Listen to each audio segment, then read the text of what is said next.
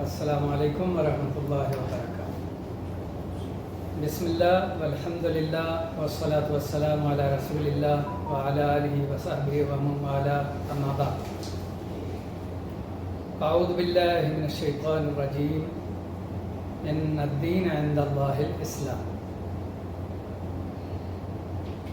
آج کتاب دین اسلام کے تعارف کی رونمائی ہے اور آپ حضرات نے بڑھ چڑھ کر حصہ لیا۔ ماشاءاللہ تمام لوگوں کی زبان پر یہ بات آئی کہ کتاب مدلل ہے۔ مجھے بڑا اطمینان ہوا، کیونکہ باتیں تو دلیل کے ساتھ ہی ہونی چاہیے، اور جو بات بے دلیل ہو وہ معتبر نہیں ہوتی۔ دوسری خوشی اس بات کی ہوئی آپ لوگوں کی باتیں سن کر کہ کتاب آسان ہے۔ میری پوری خواہش یہی تھی کہ کتاب ایسی رہے کہ ہر کوئی پڑھے تو سمجھ سکے۔ تو آپ لوگوں کی زبان کو اللہ تعالیٰ مبارک کرے۔ کہا جاتا ہے زبان خلق کو نقار اے خدا سمجھو، یعنی لوگ جو کچھ بولتے ہیں وہ گویا شہادت ہوتی ہے اللہ کے بارگاہ۔ حدیث شریف میں لکھا ہے کہ نبی صلی اللہ علیہ وسلم کے پاس سے ایک جنازہ گزرا اور لوگوں نے اس کی خوب تعریف کی، تو نبی صلی اللہ علیہ وسلم نے فرمایا وجبت وجبت۔ پھر ایک جنازہ گزرا اور لوگوں نے اس کی مذمت کی اور اس کے تعلق سے برے کلمات کہے، تو نبی صلی اللہ علیہ وسلم نے فرمایا وجبت وجبت۔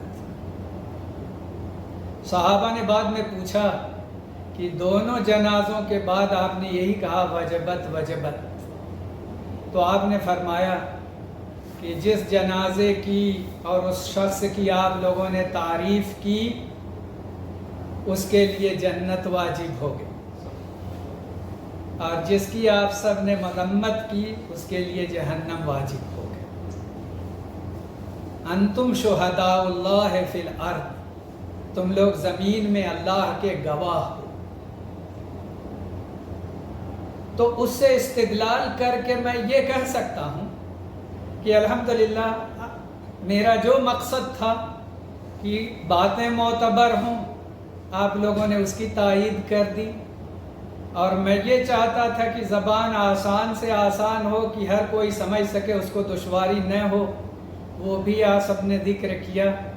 میں اللہ سے امید رکھتا ہوں کہ وہ اس کتاب کو قبول عام عطا فرمائے گا، لوگ اس سے فائدہ اٹھائیں گے اور خیر کے راستے پر چلنے کے لیے انہیں آسانی ہوگی۔ ظاہر ہے کہ دین اسلام کی تعلیمات بڑی وسیع ہیں، اس کو چند مضامین میں تو ہم سمیٹ نہیں سکتے، لیکن بنیادی اور ضروری چیزیں ذکر کر دی گئی ہیں کہ اگر اس کا شوق پیدا ہو گیا تو دوسری بعض باتیں جو چھوٹ گئی ہیں اس کے لیے بھی لوگوں کا جذبہ انہیں ڈھونڈنے اور پڑھنے پر آمادہ کر سکے گا۔ تو الحمدللہ رب العالمین، مقصد تو اس رونمائی کا صرف یہی ہے کہ لوگوں کی نظر میں یہ کتاب آئے، لوگ اس کا مطالعہ کریں اور اس کی خوبیوں سے فائدہ اٹھائیں، اور جو خامیاں ہیں اس کا ذکر کر دیں تاکہ آئندہ اس کی اصلاح کر لی جائے۔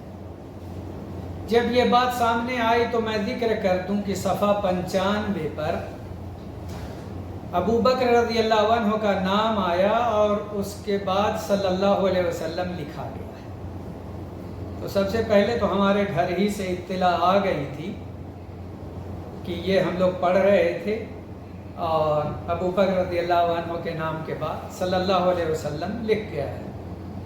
بعد میں ٹاٹکو کے ارشد محمود صاحب نے بھی اس کا ذکر کیا، تو انشاءاللہ اس کی اصلاح کر لیں گے، اور آپ سب کے پاس کتاب ہو تو آپ اپنی کتاب میں رضی اللہ عنہ اس کی جگہ لکھ لیں۔ تو یہ ایک انسان کی کوشش ہے، اور انسانی کوشش مکمل نہیں ہوتی، اس میں ضرور کوتاہی کمی رہ جاتی ہے۔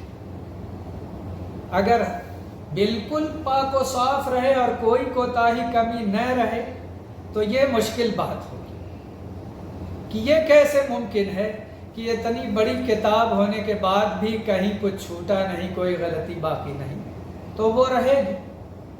اور ردائے لال و گل کے مقدمے میں نے یہ بات ذکر کی تھی کہ امام شافعی رحمہ اللہ کے شاگرد امام مزنی رحمہ اللہ نے ان کی کتاب الرسالہ کو 80 بار ان کے سامنے پڑھا، اور ہر بار انہوں نے کہا فلاں جگہ تبدیل کر دو، فلاں جگہ یہ لکھ دو، فلاں جگہ یہ بنا دو۔